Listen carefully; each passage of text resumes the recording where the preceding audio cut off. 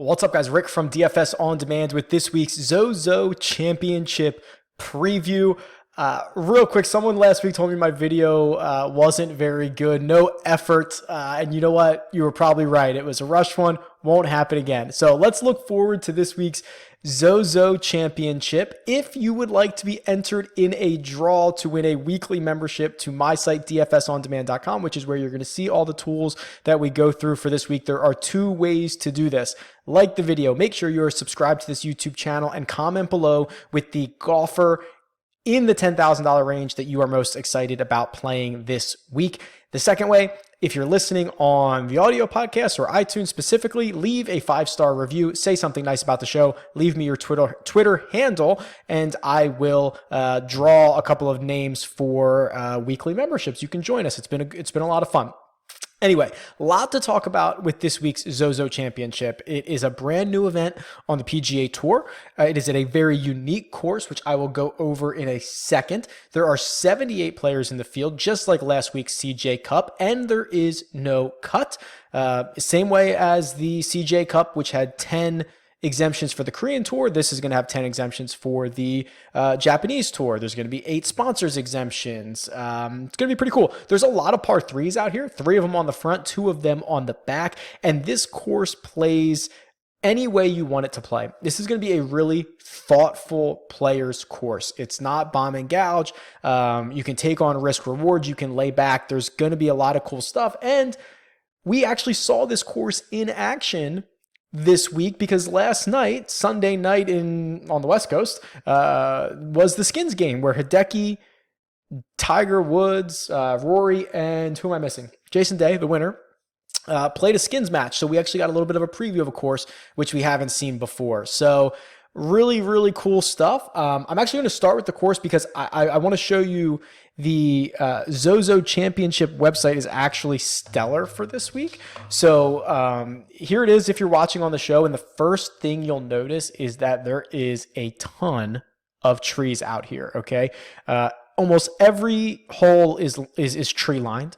So if you miss it, off the fairway, you could be in absolute prison here. So they have these cool little graphics, and then they have the flyovers. So you'll see, I won't play this, but you'll see, I mean, if you're 10 yards left or 15 yards left off the fairway, you're in jail. If you're 15 yards right off the fairway, you're in jail there as well. Just a ton of trees out here. And then actually the fourth hole has 2 separate greens. So for the first time on the PGA Tour, they're going to use 2 separate, and actually every hole out here has 2 separate greens, but the PGA Tour is actually going to utilize both of them on number 4 alone. So like Thursday, the pin might be on green A. Friday it might be on pin or on green B. So that's what you're seeing here with 2 different greens, and just a bunch of par 3s on the front. I mean, look at this. This is the hole where you can take, this is the par 5 where it's like 311 yards if you want to carry the whole thing, or you can bite off, 275 and have a longer second shot in. So it should be a lot of fun. I'm really looking forward to this. And let's jump over to the cheat sheet now and talk through some of these names a bit. All right. So there are 1, 2, 3, 4, 5, 6 golfers over $10,000. You let me know which one of those you're most excited about playing. That'll get you entered into a draw for access to DFS On Demand. And right out of the gate, 11,800. Justin Thomas has been the best golfer on the planet for quite some time. I could probably argue he's been the best player in the world over the last 3 years, quite frankly, because he led the PGA Tour money list 3 years ago. He led it 2 years ago. And last year he had a really good year outside the fact that he he smacks his club into the tree at the Honda and knocks himself out for a while, and that really impacted his year. But otherwise, when he plays and he's healthy, he's been phenomenal. Coming off the win at the CJ Cup, 4th at the Safeway, 3rd at the Tour Championship, win at the BMW. I mean, the guy's just like every time he tees it up, he's playing really, really well. So if you can get access to JT at 11.8, I certainly don't think you're going to regret it. The other guys in the 10K range, not touching Jordan Spieth. Hideki looked a little loose last night in the Skins match. I probably just won't go there. Rory looked a little loose as well. I love Rory, but I'd pay $300 extra for Justin Thomas. But Paul Casey's the really interesting one here. So here's Casey. He's going to gain a bunch of strokes off the tee. He's going to gain a bunch of strokes on approaches. He's actually a pretty neutral putter. And these highly undulating fast greens that we expect to see this week are probably right up Paul Casey's alley. We've seen Casey play a lot since the Tour Championship. He missed the cut at the Italian Open, but has an 11th, a win, and a third since playing on the Euro Tour over the past couple of weeks. So seems to be well in form. That's another thing I don't think I mentioned. I mean, some of these greens we saw, last night at the Skins game, a 3-foot putt's got 6 inches of break. There's a lot of break out here. And, I don't want to call it Augusta, but that's the natural comp is to Augusta on the greens, and the natural comp is to, RBC Heritage Harbortown in the tree-lined fairways and having to be accurate off the tee and stuff like that. So those are your natural comps. Paul Casey certainly fits both of those. He's a guy I'm really excited to play as much as possible for this week. And then going down a little bit further, my first man into every lineup might be Gary Woodland here at $9,500. Finally, we're seeing signs of life with him. It was, after his U.S. Open win, kind of, struggled, didn't make a ton of noise out there, but finally a third place at the CJ Cup last week. And he's very similar to Paul Casey in the fact that he's going to get you off the tee. He's going to play well on approaches, might lose you a little bit on and around the greens, but if he can catch fire a little bit, he'll be just fine. And what I like about Gary is he's one of these guys that I think really benefits from the different options. Most people just look at Gary Woodland and say, he's a big guy, he can hit it a long way, must be a bomber. But we've actually seen a lot of his success come when he can dial it back, when he can hit 3-iron off the tee, put himself in a good position, and then fire a dart in there, which he's absolutely going to be able to do for this week. And Victor Hovland, right below him, $9,400. Has been playing well enough. 31st at the CJ Cup last week. Unbelievable off the tee, unbelievable on approaches. He will be really popular, I assume. I think what we get with this being a tournament and a course that no one has ever seen before, I think it really is going to even the playing field a little bit for guys like Victor Hovland, who almost every other week on tour, he's already behind the 8 ball, him, Morikawa, Matt Wolff, etc., already behind the 8 ball because they've never seen this course before. And now everyone has never seen the course before, or no one's ever seen the course before. So Hovland's kind of back in action here. In terms of Tiger, who, accuracy off the tee has not necessarily been one of his strong suits over the years. I thought he looked rusty last night. I'll be honest with you. I mean, it's 18 holes in a Skins game, which you could argue with me means absolutely nothing, and I might agree with you, but he looked rusty. We haven't seen him since the BMW Championship. He had a knee procedure done. He probably hasn't practiced all that much. He looked loose, and loose in a bad way. Loose like his driver was loose. His irons, which has been the best part of his game, gaining a half a stroke per round on approaches. I mean, he was a club or two wrong almost all the time. Missing a lot of greens on par threes. He just didn't look all that good. And I'm probably just going to pass for this week at 92. I think it's very likely that down here in the 8,000s, I really like Sung J M again, who I play so often because he's such a prolific birdie maker, or I shouldn't even say birdie maker. He's a prolific DraftKings scorer. And he's got a second place finish at the Sanderson Farms. He won in Korea like 2 weeks ago. He piles up top 20s, and this is what I like about him. He gains or has gained nearly 3 strokes putting over his last 19 events. I'm sorry, 3/4 of a stroke per round. Excuse me. 3/4 of a stroke per round. Still an impressive number. 3 per round would have been unbelievable. Still a very impressive number here for Sung Jae, who if he can roll it in like he's been rolling it, I think he puts himself in a really good position. And then Adam Hadwin at 8,100. I think Hadwin is probably going to be one of the most popular golfers on this slate. $8,100. It's only 8 rounds, 8 measured rounds, but he's got the best strokes gained total number on tour this season. He's coming off a second and a fourth place finish in the only 2 events that he's played well. He's extremely accurate off the tee. He putts well enough. And here's the fun little fact for you. He led the field in greens in regulation each of the last 2 weeks that he has played. That's a pretty rare feat to do back-to-back weeks, be the best player in the field in that stat category. So Hadwin is striking it really well right now, and really greens in regulation, that's more than just hitting your irons. You've got to, you can't be putting yourself in trouble off the tee and expect to hit a green in regulation. So interesting there. I'm already seeing a little noise for Kevin Na at 7,900. At first glance, I can't really get there. Let me see if I can show you this really quickly. If I go to the strokes gained database and I want to go to tournaments for, oh, you caught me. I was looking up Louis Oosthuizen, big trouble. Go to Kevin Na here, and what my concern with Na is this number right here, this off the tee number. He's just very poor off the tee, quite frankly. Last year or since last year, he's 72nd on tour in fairways hit. He's even worse in strokes gained off the tee. He's 159th. And even if you look at, like, I tried to find a range that it gets better. And I even tried to include his 2 wins. So you can see his 2 wins are right here. May 26th, Charles Schwab Challenge, and October 6th, Shriners. So those are his 2 wins. And even then, at the Charles Schwab, he only gained 2.3 off the tee, and he lost off the tee at Shriners.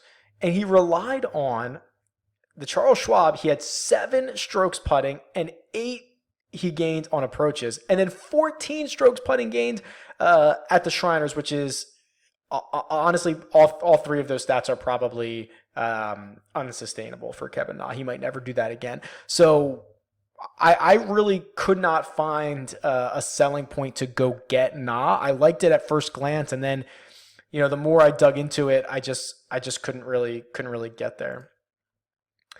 Down into the 7K range, there are a couple of interesting options. The guy that I'm going to plug in a lot is Kevin Kisner, who is right here at $7,600. We have not seen him since the Tour Championship, but going back to the Open Championship, he's getting progressively better in his results. He went 30th at the Open Championship, 27th, 12th, 9th, 9th. Actually, I have his player profile sitting up right here, so I'll just go to his player profile. So here you can see, so just as I was saying, so I don't have strokes gained data for Open Championship, obviously, so he was the 30th there, but then 27th at the WGC, 12th at the Northern Trust, 9th at the BMW, 9th at the Tour Championship. And while his numbers, strokes gained off the tee don't tell the entire story, because he doesn't gain a lot of strokes off the tee because he's not a distance hitter. He hits a ton of fairways. He's deadly accurate off the tee, 15th on tour last year, 20th in strokes gained putting. And if you want to look at the comp courses, which is, RBC Heritage, which is Harbor Town, Kisner's got 3 top 10s there over the course of the last handful of years. These DraftKings results alone are pretty good for a guy who's now going to be priced 7,600, I think. 67, 96, 87 DraftKings points. Kevin Kisner is a very, very solid golfer. We generally see in no-cut events, real studs win these events. So I don't know if Kiz can actually go out and win this thing, but I think he can compete.